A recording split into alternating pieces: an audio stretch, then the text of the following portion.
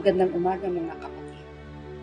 Ang ating tatalakayin ngayon ay ang Juan chapter 19 verse 5. Inalabas nga si Jesus na may koronang tinik at balabal na kulay itim. Sinabi sa kanila ni Pilato, "Sige, pagmasdan niyo siya." Sa konteksto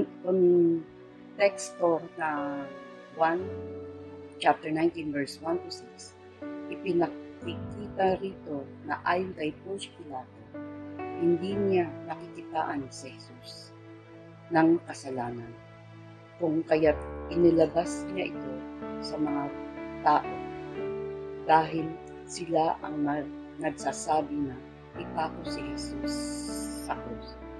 Sa ating buhay, may mga oras na madali tayong magbintang o maghusga ng ibang tao. May kamalian man o wala.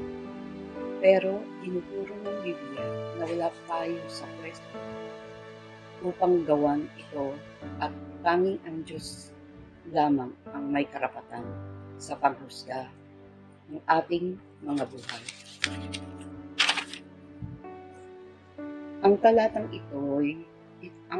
ito ay maaari ring nangangahulugan na sa ating buhay may mga pagkakataon na hindi natin kinikilala ang kabutihan at katapatan ng Diyos. Kung kaya't mabilis natin siyang sisihin sa mga suliranin